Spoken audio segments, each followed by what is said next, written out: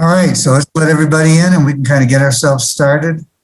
And Donald, will you tell us when we're done too, or do we just assume we know? I'll give you a signal once we're at time, but right now we're good to start. So Jose's gonna basically drive with the slides, and I'm just gonna say next slide and that kind of thing. So I'm not gonna share my screen. I'm actually in the middle of traveling, so I'm in a hotel room. So anyway. Oh, where'd you go? Oh, there you are. Got it. All right. So we're ready whenever y'all are ready to start. Donald, I guess we're looking at a 2:55 cutoff time. Is that correct? That is correct. There we go. All right. Thank you so much. And Don, can you hear everybody well? Jose's could maybe be a little louder, but and hopefully my internet will stay with us here. You know, again, hotel internets, you never know. You never know. Can you hear me better now, or should I plug in the earphones? Oh, I think we can hear you. Just speak up when you talk. I can do that. All right. Well, welcome. We are delighted that all of you are with us today. We wanted to start this at 1:55 Pacific time, but since none of us are in the Pacific time zone, we don't know when that is. So we're going to start right now. I am Jose Rodriguez. I am a family physician, and I am the Associate Vice President for Health Equity, Diversity, and Inclusion, and I'll be moderating this session. And I am very pleased to introduce you to Dr. David Sklar, who is a professor of emergency medicine and internal medicine. Both. I want to call you Editor-in-Chief Emeritus. Yes, that's good. That's correct. And who's Editor-in-Chief Emeritus of Academic Medicine. And he will be sharing with you guys about what it takes to get to where he's been. And the idea here is, since we're a small group, is that we will be interactive. I will share the slides and be active in the chat, be active in whatever you want. And even if you need to interrupt, I think that's going to be okay because we're a small group. So, Dr. Sklar, ready to go? I'm ready. So let's just get the first slide up, and we'll get ourselves started. And about 3 or 4 slides in, we're going to have some questions that we'd like all of you to answer in the chat. So be ready for putting in some answers, but that'll be in just a few slides yet. So I'm going to be talking about health professions, education journals, and the process of reviewing and writing and being on editorial boards and being editors, and some of those opportunities that hopefully will be available to people at this meeting. Hopefully it's some of you who are on the call. So next slide. And neither Jose or myself have any disclosures to give at this point. So our goals for today are to discuss the purpose of health professions education journals, and also to talk about the way in which diversity can contribute to some of those goals. I'm also going to talk about the review process, the one at least that we use in academic medicine, and describe some of the leadership positions that are available that you may be interested in, and some ways maybe to get to those. And then I'm going to also talk about some of the current hot topics in the journal in academic medicine and some of the other health professions education journals. And I think you'll see that those hot topics are a little different from what traditionally we've had, which can be explained partly by all the things that have happened over the last year or two around COVID. And then we'll talk a little bit about how COVID has affected things. So now we're going to just take a little pause and talk a little bit about ourselves. And first, I'm going to let Jose talk about his background, how he's come to where he is in his career, and his involvement in health professions, education journals, and other journals. And then I'll tell you a little bit about my background. So Jose, why don't you take it away?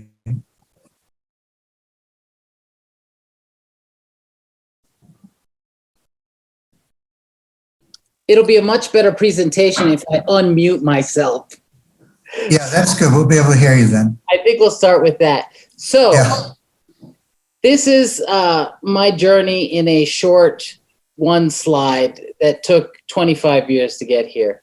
But I was born in New York, right here in Orange County, this place called Newburgh, New York. My parents were both from Puerto Rico, and they came to New York because they wanted to have a better life than what they thought they would have in Puerto Rico. As it would turn out, Oh, you got to go the other direction. as it would turn out, they didn't like New York for a long time. And so they moved to Florida, this tiny town called Palmetto Bay, which is really just a suburb. It's really Miami, actually. And so I graduated from high school in Miami. So this is all of my, K through 12 years was New York and Florida.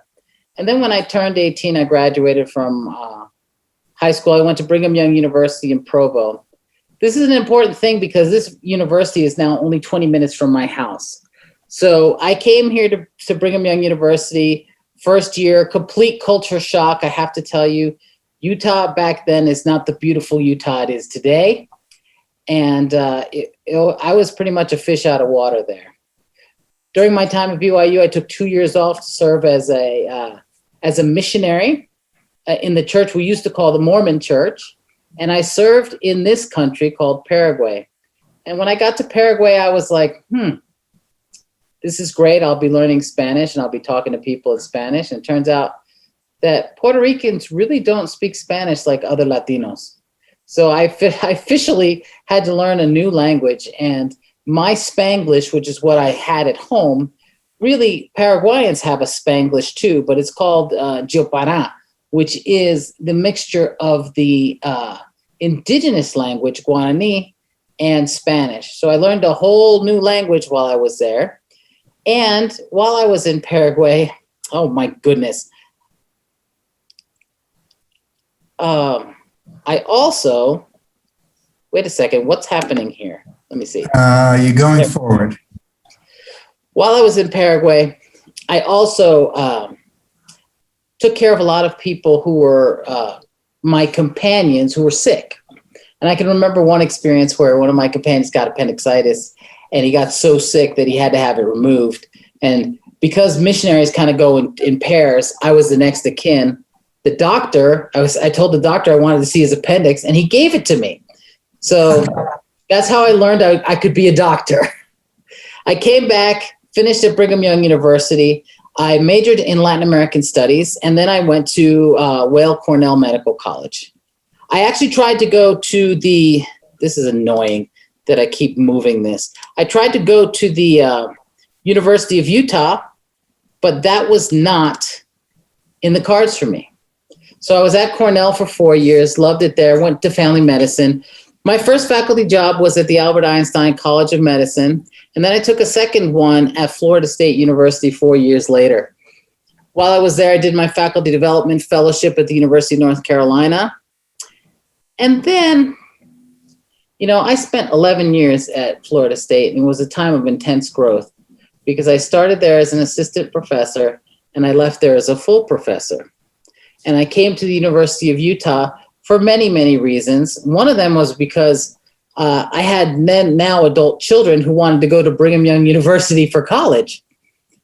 Another reason is because I wanted to expand my portfolio of skills. At Einstein and at Florida State, I had only been working with medical students. And the University of Utah offered an opportunity to be close to my children as well as to teach residents. And so I came here for that. And within 2 years, things changed dramatically. So before Utah, I was an instructor, then I became an assistant professor, and I was a co-course director for a course on behavioral sciences in the Florida State University College of Medicine. And I'll tell you that wasn't a great experience for me. And I was really kind of concerned that I was going to stop academic medicine after that. However, after being a co-course director, I got involved in different ways in courses, and I fell in love with teaching medical students. During my associate professor time at Florida State, I became a medical director, and I was instrumental in joining this consortium called FPIN, which is the Family Physicians Inquiries Network. Now, you'll learn a little bit more about that later on, but I want you to remember this because FPIN really was the school teacher for me to learn how to write papers. And so I started out writing with them, and I became the champion for our institution. A few years later, it became clear to us that minority faculty in academic medicine were definitely a rare breed, and there was very few of us. And we started to look into reasons for that. That research actually ended up with us co-founding and starting the Center for Underrepresented Minorities in Academic Medicine. And that essentially was a paper machine. I mean, we wrote papers all the time and went through data and tried to figure out what it was that was happening that, you know, people who looked like me and talked like me were very hard to find in jobs like mine. And then the last position I had at Florida State before I came to Utah was I was the co-chair for the Council on Diversity and Inclusion. And that was an interesting position because Florida State didn't have an associate dean or an assistant dean for equity, diversity, and inclusion. And so that council was in charge of all of that kind of work. When I came to the University of Utah, again, I became involved in the Family Physicians Inquiries Network. Neither Florida State nor University of Utah had heard of the Family Physicians Inquiries Network before I took a job there.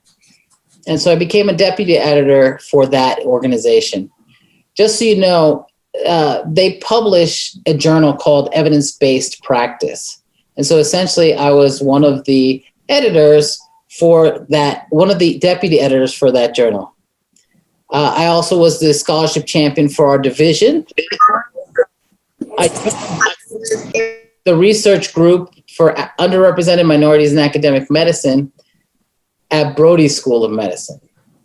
And the reason for that is the person who I co-founded the center with, Dr. Kendall Campbell, I left in August of 2016 from Florida State. He left in September of 2016.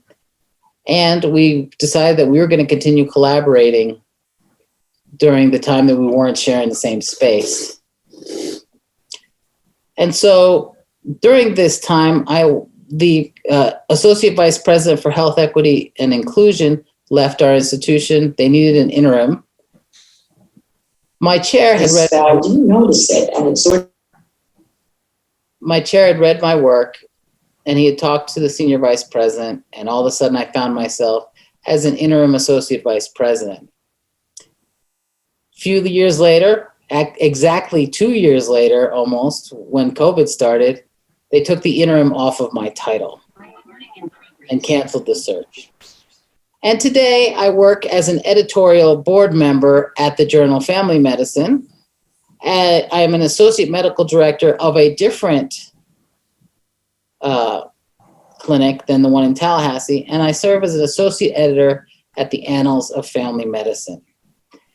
And so those are the things that I've been doing in the time that I left my parents' house. And now it's time for Dr. Sklar's story. Yeah, great. Thanks, Jose. Well, so I'm going to, again, to give you just a little bit of my background. And I was born and brought up in Chelsea, Massachusetts, which is just a little town, a little city right next to Boston. And neither of my parents had gone to college, so I was the first in my family to do that, and never really thought about becoming a doctor because I didn't think it was something that was possible for me. No one in my family had been doctor, nurse, or anything in healthcare. And I went I went to actually undergraduate school at Stanford. And I think the reason I wanted to go out to Stanford from Massachusetts was just because I thought it was in San Francisco. And there was a lot going on. This is 1968. There was a lot happening in the Bay Area and San Francisco, actually in particular, that seemed really exciting. And then when I got there, I found out, oh, Stanford isn't actually in San Francisco. So that was a big surprise. But it was still a wonderful place to be. And during my second year there, in the midst of all the upheavals that were going on at that time, I got into a program called Volunteers in Asia and became a volunteer teacher and in the Philippines, in Mindanao, teaching English and psychology, history and agriculture, because I thought, well, maybe I'll be a teacher. And I wanted to learn a little bit more about what was happening in Asia and the third world because of war in Vietnam and so on.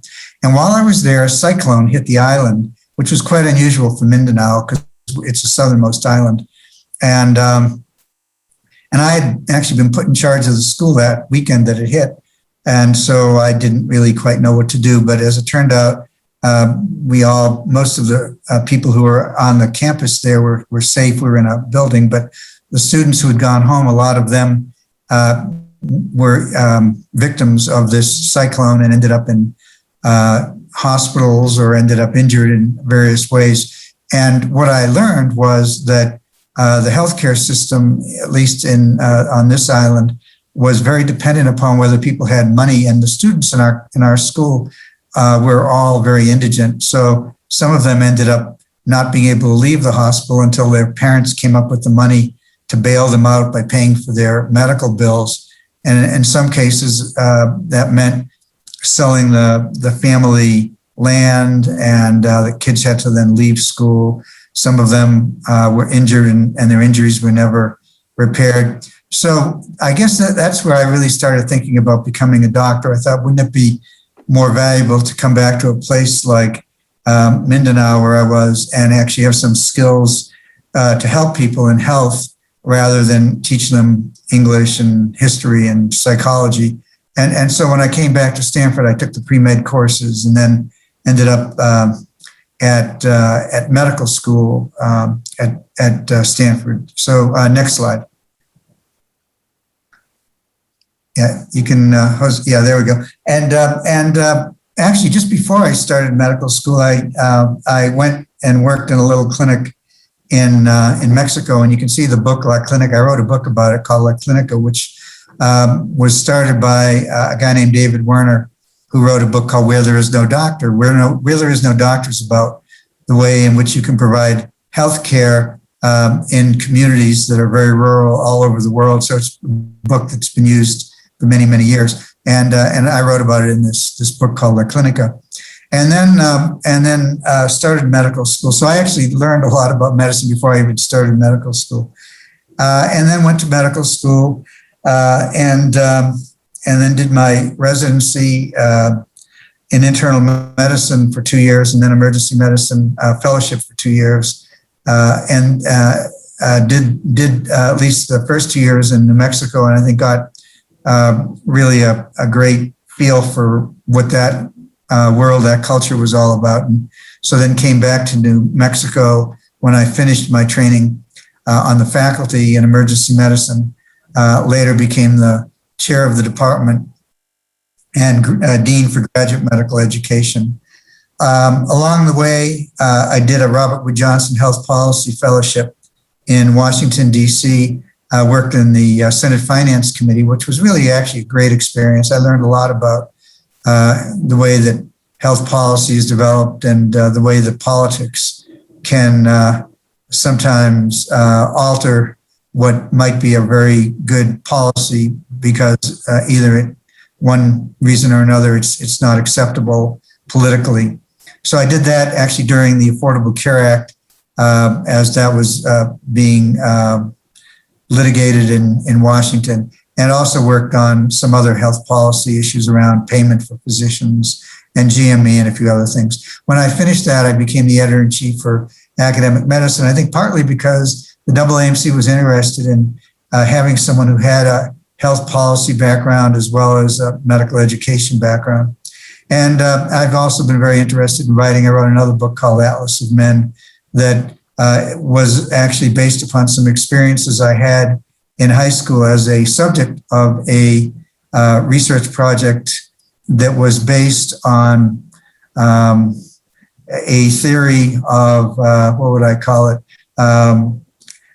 human potential and human behavior, in which pictures were taken, like the picture there on the cover of all of us as students without our clothes on, and then those pictures were then analyzed for somatotyping. So anyway, the book is sort of a little bit about how, unfortunately, research can be used in ways that I think are racially and culturally inappropriate without any opportunity for people even to give permission for their participation in the research. So anyway, I did that. I'll talk about, how I write in a little bit. So writing has been something that I really love to do, and I had an opportunity to do that as editor-in-chief of Academic Medicine. Every month I wrote an editorial, so I've written, some 85 or so editorials over my 7 years as editor-in-chief. All right, so now we'll go into a little bit about what the journal is like and what it does. And I also want to, again, talk about why diversity is important from my perspective. And JP, who asked me to talk, it was one of the people I brought into the journal on our editorial board, because when I started as editor-in-chief, I felt like our editorial board was not diverse enough, and so did bring in a lot of people who had some diversity in their experience, and I think my feeling was that the lived experience that we all have is really important, and you want to have diverse lived experience, because that will affect how you judge articles and how you judge what's important and effective.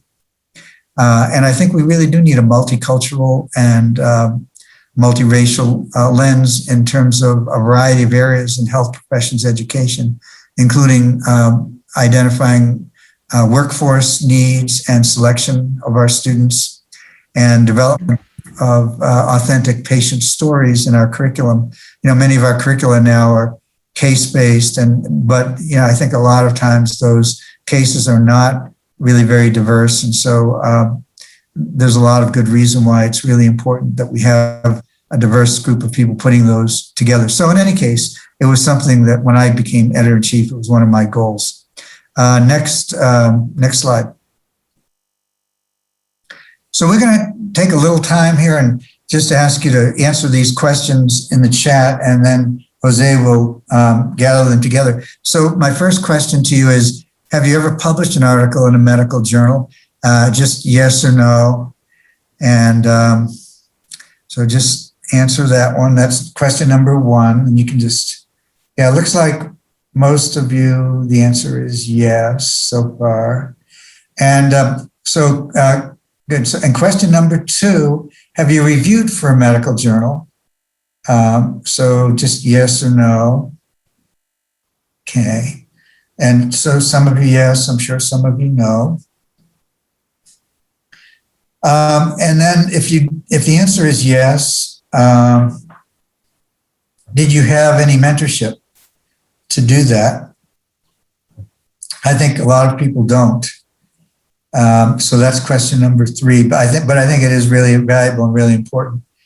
And then number four is, what is your specialty area? So, medicine, internal medicine, surgery, emergency medicine, pediatrics, whatever, because that'll, again, help me a little bit in terms of our discussion. Thank you. That's great. Anesthesiologists and some neuropathologists and neurologists. I don't know what I do know, neuropathology, neuro-oncology. Okay. And an editorial board member. Yep. And then question number five is, would you like to become a journal reviewer or an editor? Is that something you kind of see in your future? It looks like at least the answer is yes for some of you. And I'm sure the fact you're on this particular presentation, I suspect you're somewhat interested anyway. And if the answer is yes, what obstacles do you see in terms of getting there? Yeah, it does sometimes feel that way. I think you have to honor that thing, right? Squeezing. I'm sorry, that's what it feels like. Yeah, I know what you mean. I think we will talk a little bit about how our individual processes are as well when it comes to writing, because I know people who love to write outlines. I like to write outlines when I'm done with the manuscript. So, it just depends on who you are. We'll talk about that as we go on. Yeah, absolutely. And as I talk about articles, what makes a good article, I'll tell you a little bit about some of the way that I recommend that people try to do this. All right, so NIH, that's a book in and of itself, absolutely. Yeah, and I think if you do anything like if you're trying to go through and do your LCME or the ACGME reviews that we have to do when we're deans, or ACCME, all of those writing books. I've had to do them for ACGME and ACCME, so it can be a challenge. All right, so next slide. Before we move on, there's one. Okay. Question, number 6. What obstacles do you perceive? And the protected time was one of them, and the other one was not enough publications to be desirable as a reviewer. And if I could ask you, Katie Reyes, if you could tell me what you mean by that.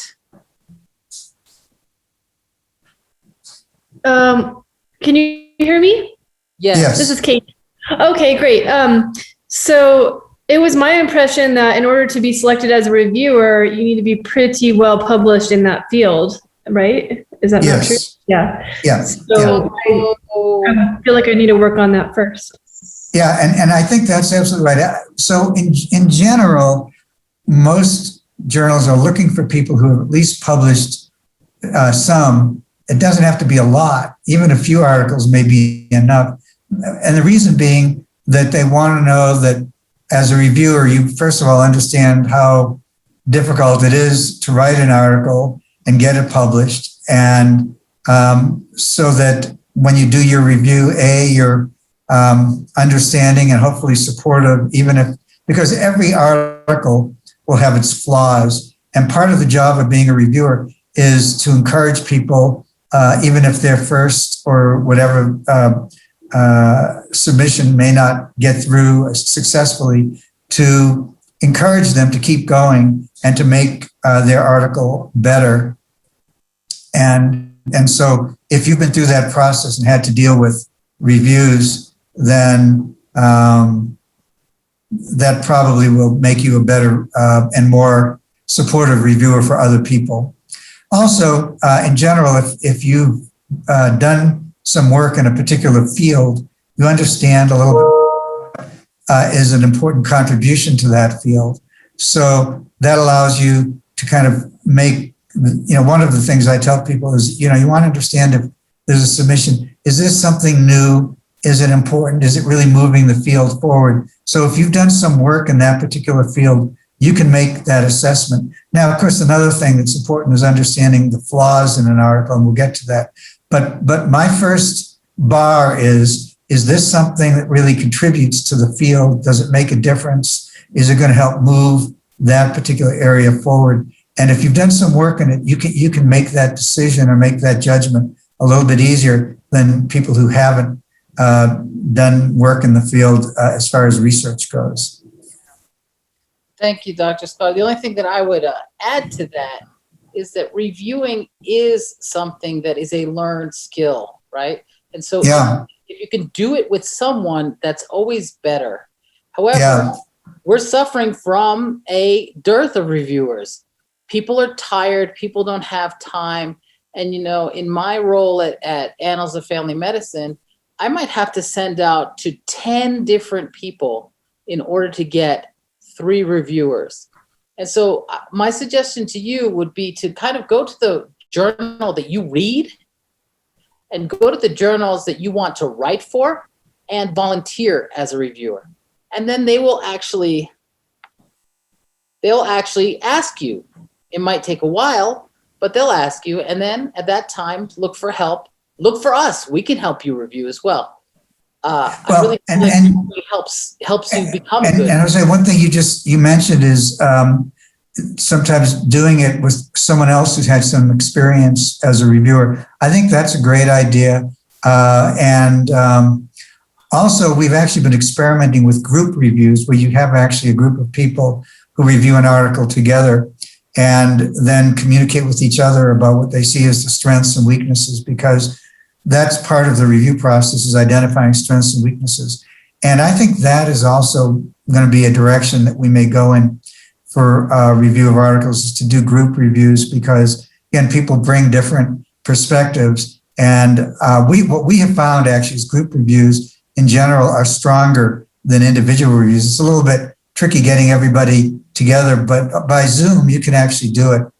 And I think someone else, maybe, let's see who was, brought up the fact of being a better reviewer than writer. And I think that's true for a lot of people, that they are better reviewing other people's work, and they are different skills, and just recognizing that. And we actually find that some of our best reviewers are actually not all that great as writers themselves of their own work, which, and over time, what we find is a lot of them end up becoming parts of groups, because they identify the fact that they're maybe not the greatest writer, but if they can be part of a team. And more articles are written by teams anyway, that you can find some people who are just better at writing and other people that are better at editing and reviewing work and being part of that team. So I think that's absolutely right.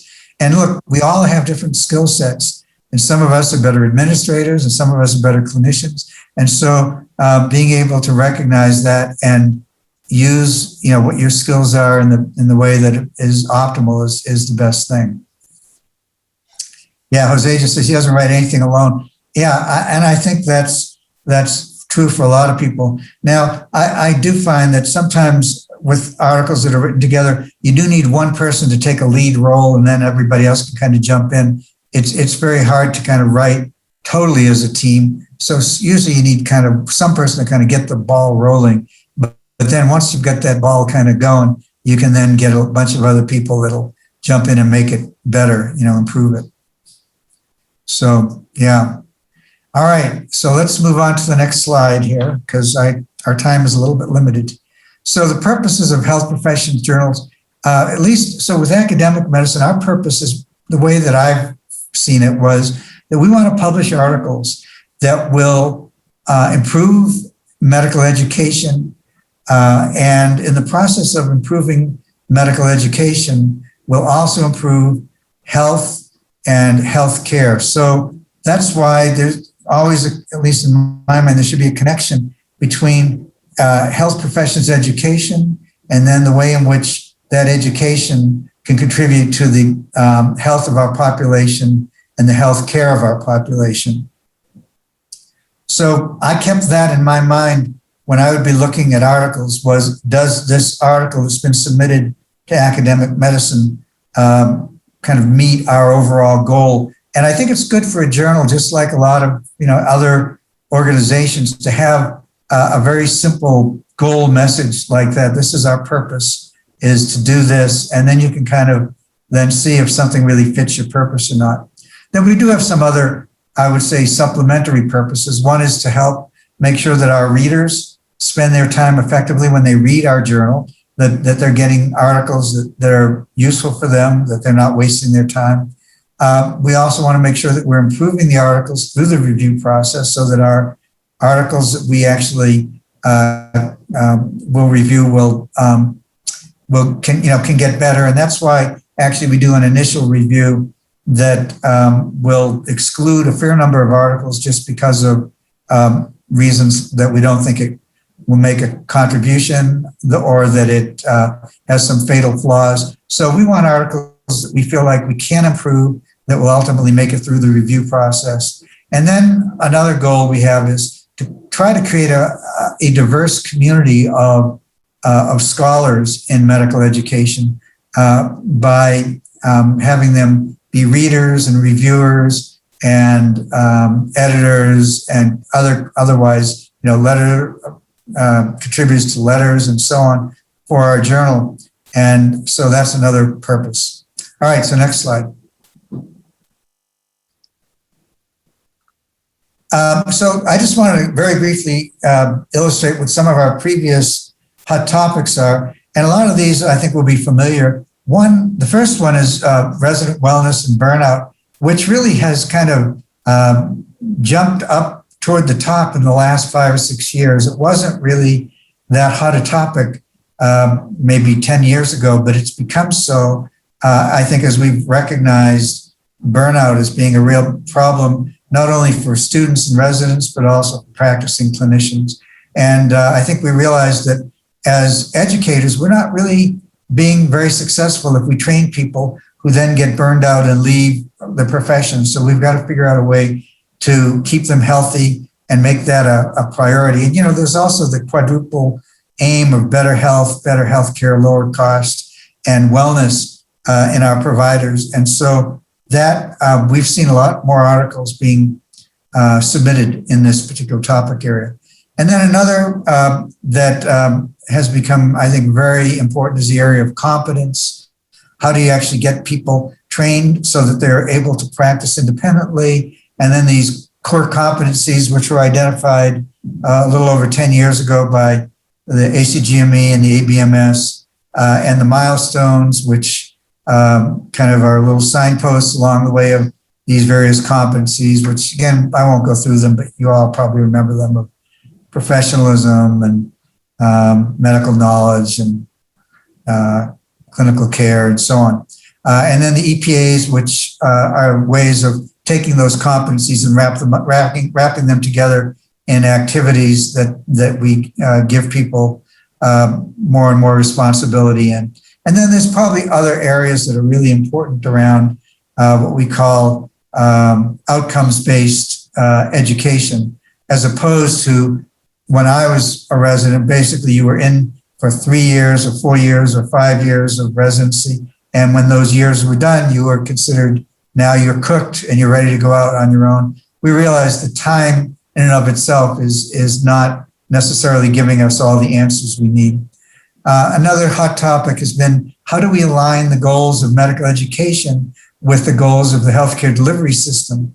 One of the reasons this is important is that we want to really have people trained to go out into the healthcare system and be effective. And if one of the goals of the healthcare system is reducing costs and improving quality, we need to make sure we train people to be able to understand this. And I think with COVID, you'll see that there were certain areas that we really haven't done a good job of aligning medical education with goals like around disaster medicine or public health, which have become really important around COVID. Safety, quality medical error, diagnostic error, and the whole idea of novice to expert. And how do you do that? And how do you maintain expertise after you get there? Workforce and making sure that we have the appropriate workforce for what the future healthcare system will be. And how do we get that workforce to go to the places where they're most needed? And this, of course, is a big issue around diversity. How do we get a diverse workforce that will meet the needs of the population that's a diverse population? And are we going to just let market solutions occur, or are we going to try to have more accountability from our medical schools to get people out to the places where they're needed? And issues around selection, diversity in selection, the role of various tests like the MCAT and the National Board tests, which again has been a big topic for our journal, and the whole cost of the selection process. And then assessment, and how do we do that at the workplace, and how do we provide feedback that's formative and also summative and give people the information they need? That's a tough one, because I think people are really, we're used to getting the gold stars, and it's very difficult to provide assessments in a way that people can take, our students can take that and use it productively to get better. Anyway, those have been our previous hot topics. Next slide. Well, then along came COVID, and suddenly the hot topics were changed remarkably because we really got a disruption of our medical education. And what was important now were things like the effect of COVID in various areas. And so we had articles being submitted around the effects of COVID on medical students, the financial implications to our hospitals, because hospitals now were getting less patients being admitted for things that, for example, surgical procedures, things like that. And COVID was filling up a lot of our hospital beds, and a lot of the surgical activities that were driving the financial well-being of our hospitals weren't happening. And then the effect of COVID on our residents, since they became really the most knowledgeable people in our health system, more than our attendings, about the care of COVID patients, because they were taking care of them. At the same time, they were putting themselves at tremendous risk. Well, how were we protecting them? Were we doing well enough on that?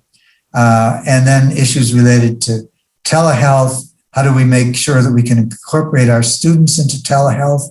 Because telehealth replaced a lot of our in-place education that was happening on the wards or in clinics. Online learning, particularly for the first and second year students, which replaced a lot of lectures. And I think we realized we can do a lot in online learning that is probably as effective as lectures, and for some people, maybe more effective. And so what are we going to do with that after COVID now allows, is more or less under control, and we can come back to lecture-based in-place learning. And then the issue of disparities, and how do we look at the realities that COVID really has affected our populations in different ways, so that a lot of underserved minorities were the ones that were most affected by COVID. And what does that mean about our education system? All right, so next slide. And these were some of our most highly cited articles for academic medicine.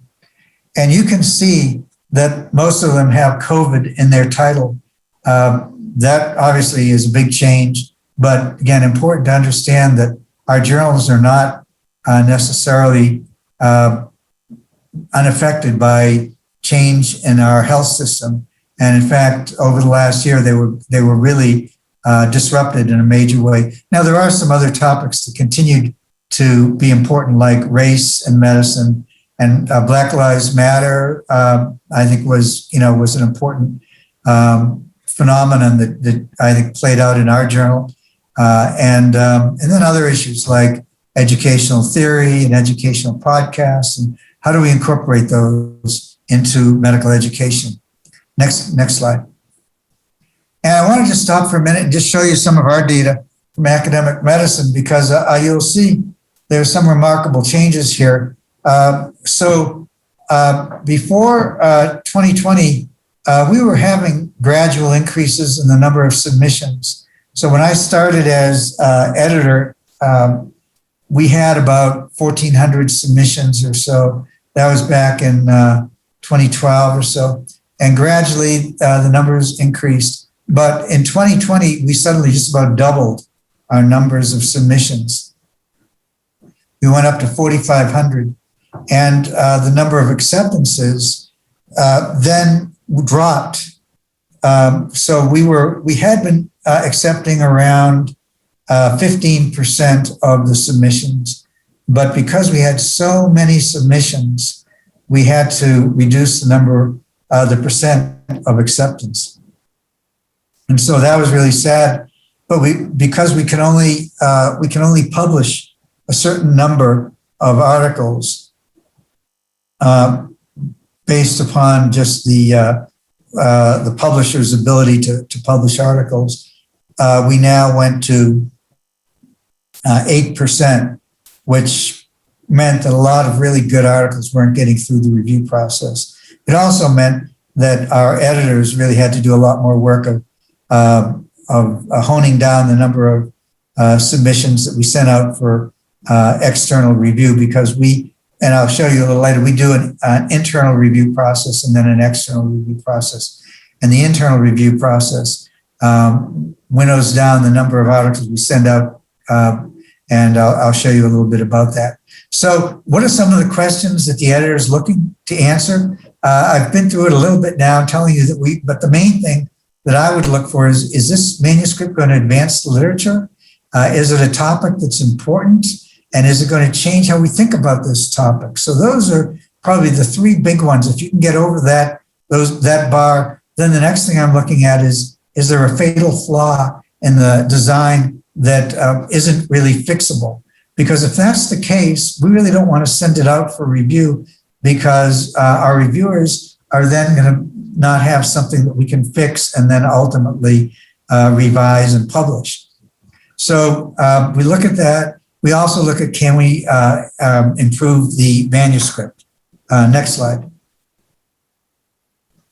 And so this is the process. We do an internal review where the editor looks at, and the editor, and actually the associate editors do this too, whether we should send this out for external review. Used to be about 50% of the articles didn't get sent out. We sent out about 1,000 a year. We still send out about 1,000 a year, but when you get 4,000 submissions, that means it's only 25%. We then send it out to external review. 2 or 3 reviewers get it who are experts in the field. Sometimes a statistical reviewer also gets it. Then those reviews come back. We make a decision about whether it's an accept or revisions or whatever, and I'll show you that. And then if it's revisions, we put together a letter back to the authors about how to revise the article in the next rendition, the next submission of that. Next slide. And the options are reject, which means that the article will not be further revised. Major revision means that we have a lot of questions or issues that need to be addressed. And I always tell people, make sure and format something that shows us each comment and how you have revised it, and then where we can find that revision in the revised manuscript. Major revisions also means that although we're interested, it may not necessarily be accepted. That's not a guarantee. Minor revisions, in almost all cases, if you follow the recommendations for revision, will get accepted, but not a guarantee. And then accept is usually not something that happens until there's been at least some improvement of the article. The roles of the editors are this internal review, assigning reviewers in some cases, reading the reviews that are done, and then rereading the article and putting together a decision back to the author. And there are other opportunities for editors, which include maybe trying to find some new directions for the journal, new areas that maybe we can identify for articles for the future, writing commentaries, and also maybe finding some future editors. And this is where, again, the whole issue of diversity comes in, of helping to identify some of these people. Now, as far as diversity, I did start a little bit on this, and I just want to talk a little bit more about it.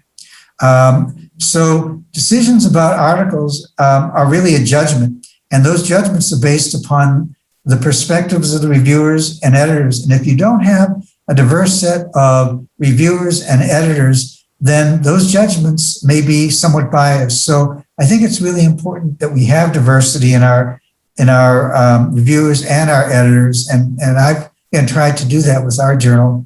I think it also helps us identify new problems that we haven't been focusing on, and new perspectives. And it also kind of provides bridges to new readers and new authors, people who can write articles for us. So those are just a few areas of diversity that I think are important. There are others, and we can talk a little bit about that if we have some time. Next slide.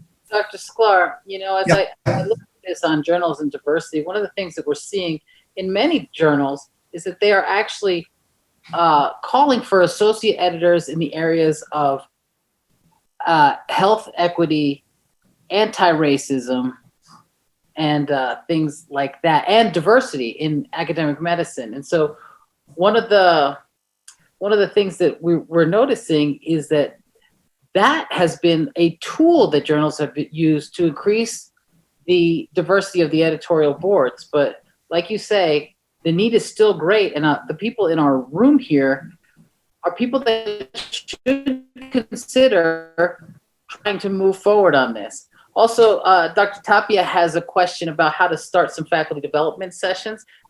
We will do that as soon as we're done talking about that. I think it's an important question. And I do think, again, some of you have talked about team writing and team editing and so on, and those are definitely valuable. One thing about, just having editors for health equity and diversity and so on, I think that there are some values there, but I tried not to buttonhole people because I just felt like it was important that we have a diverse group of people on our board who would look at everything, and hopefully you have their diverse backgrounds be part of the reviews of all articles. So in terms of positives and negatives of becoming an editor, I think being an editor also allows you to influence people who will read the articles that get published. So people who are leaders, all of the deans of various medical schools read academic medicine, so you can influence them by what you publish. And you can also affect policymakers by getting them to write and to review. I think you also review a lot. You also meet a lot of very creative people. So from the perspective of being an editor, it was a great education opportunity for me, but it's a big time commitment. So there's some negatives. You also do make enemies when you reject people's articles. They remember that. It's just part of the story, the life. But I will say, I did once get a letter back from someone whose article I rejected. And he said that by rejecting his article, that's what's going to lead to the downfall of Western civilization. Now, obviously, that didn't happen, I don't think. But, it just shows you that people are very, they take their work very seriously.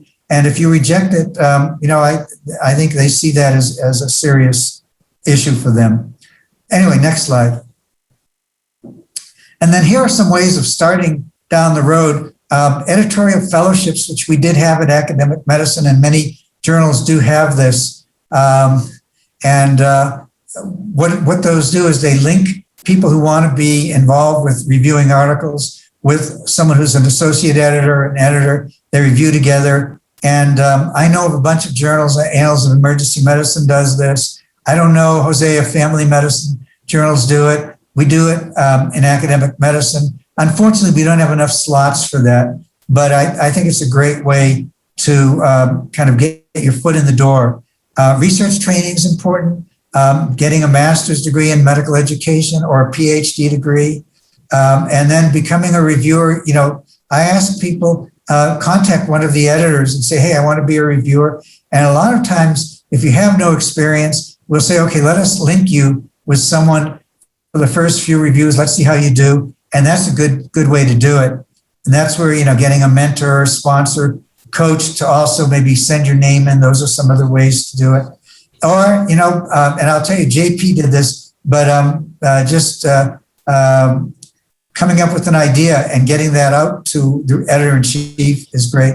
What was that last one that you skipped through on there for me? I didn't quite see it. Sorry about that. Yeah.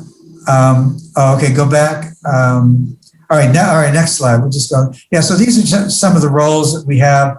And we've added a lot of roles with academic medicine. But I would say that with all the new submissions, that Laura Roberts, who's now the editor-in-chief, added a bunch of assistant editors, and I think that's been great, and associate editors. All right, next slide. Okay, Dr. Sklar, there's a question there about editing a supplement. If you could comment on that. What was that? It says, can you comment on editing a supplement? Yeah, so that It's a different approach. Yeah, well, editing supplements. So we have had supplements on particular topic areas, and like it could be on medical education, scholarship, or in medical students, or health equity, or whatever. And in those number of special areas, we will sometimes pick someone who's an expert in that area, and then have them help identify people who can write articles. That they still go through the review process, but we can sometimes expedite them a little bit. And it's often a way to take a topic area that we know is a new and growing area and highlight it through a special issue like that. We don't do that many. Part of the issue is that we have to find someone to help pay for a special issue because we don't have money for that. But we can sometimes find a sponsor that will pay for it. And so sometimes if we can find a sponsor, then we can do that.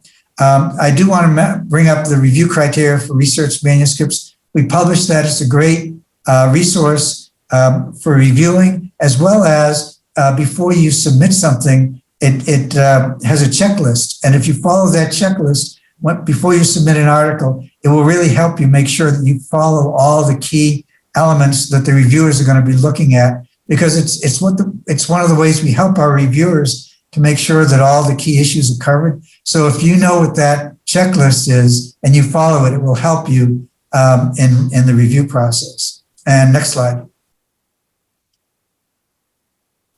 And so we're getting to the end here. So first of all, I wanted to say that 2020 was an atypical year, lots of COVID-related innovations. I think it's really important for editors to be flexible and to be able to shift priorities as we had to do over this last year, and all journals had to do because of COVID. It made us recognize the need for diversity in our own editorial group. And it also provided pressure for a more rapid review of articles and getting them out online and disseminating those, because we wanted to make sure that if something new had been discovered, that we could use that right away to make a change. So that's those are things. The next slide. And I just also, this is just a little addendum here. I think COVID will change medical education in these following ways. It'll really have us, I think, really look at some new content areas like public health and disaster medicine, advocacy, global health, equity. All of these probably need to be part of our future curriculum. Also, the online conferences and lectures, I think we'll probably be including those in the future. Telehealth probably is going to be something that will stick with us. Maybe not to the level that it has, but I think it's going to stay as part of medical education. Wellness, stress, safety, and disparities. And then trust and courage, and I'll bring them up because, trust has become a big issue around some of the information and false information out there. We've got to make sure that we encourage trust in the public and trust in all of our community. And then courage, which I don't think we recognize how important that was until our residents and our students and faculty all were faced at putting their lives at risk and going into the hospital without adequate PPE. And I just want to, give a shout out for people who all had to do that. I think it was really important. And so I'm going to just end there. I do have a concluding slide, which is just reiterate some of that, but I'm going to end. I don't know if we have time for any more conversation, but if we do, fire away. Well, we do have a hand raised by Donald Rodriguez. My guess is that his hand is raised to tell us we almost done, but let's see. Do we have any time for any questions? We are at time. I'd say one final question prior to the next session. All right, Jose, what do you want to ask or have someone ask? Well, we have one in here that hasn't been answered, and that is the one from Dr. Tapia, who says, as a Dean of Faculty Development Scholarship is very important. We would like to have faculty sessions to meet these needs. Any recommendations on how to start? And I think I put into the chat that we do have faculty development sessions that are run by the AAMC, specifically minority faculty development sessions, but also there are teams like this that are either developed in medical schools or by various specialties. So I know pediatrics has put one together for junior faculty who want to really have a team of people who will write and publish together. I think family medicine may have done this, and also various medical schools and hospitals have developed these teams that what they do is they meet on a regular basis, like either every month or something like that. And the purpose is to talk about projects or ideas people have and to help each other review their work, and then review whatever it is, either to work as a team or in small teams, and to review the work together before they submit, so that their chances then are better for getting published. And there are actually some publications on doing that. I'm blocking on some of the people who have published on this, but yes, the answer is that faculty development is really perfect or ideal as a venue for helping people to do that. Yeah, I appreciate the comment. We're a new medical school. We're only 5 years old, and that's, within the pipeline, and that's something that I want to develop. So if I could contact either of you to, so you could share the wealth of resources. Yeah, I'll try and remember. I think it's Paloli is the one. Yeah. Dr. Paloli is definitely an expert in this field. Linda. Yeah. So if you can, and she's published several things on how to do this. So yeah, I would try to find her publications. She's great, or maybe contact her. Absolutely. Yeah, Grace, I just gave you a shout out for the UT's Health Systems Shine Academy. That's where you can share resources within the UT System School of Medicines. And it is free, essentially. We like free. Thank you. Dr. Cumming, I put my email in the chat. We can connect you with Dr. Paloli, who does a significant amount of work in this space. I also run a faculty development program for the Society of Teachers of Family Medicine. And so there are many other society-specific programs that we can connect you to those leaders to help develop these faculty. And thank you for those questions. There's one for Juan Amador about estimated costs, but I think we might not be able to answer that question. Is that what I'm hearing from Donald? Yeah, well, as far as like costs for those supplements, and maybe that's what you're asking about, and I would say contact Mary Beth, who's our, she's basically our managing editor, because that number has changed over time, but it's somewhere in the $50,000 or $60,000 range. Wow. Yeah, it's not cheap. Yeah. Cost of disseminating science.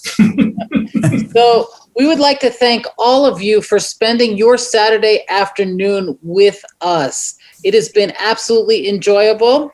Anybody who wants to get some more questions, you can send me an email, and I will forward the questions to Dr. Sklar, because I don't have his email memorized, but I know we got to go. Thank you so much. I think this has been an invigorating time, and we will see you again soon. Yeah, good luck, everybody, and thanks for spending time with us. Bye-bye. Thank you. And to our participants, we encourage you to attend the final sessions of Líderes, one for hospital leadership and a closing reflections session. So please refer to the program for that Zoom link, but we will be logging off for this meeting.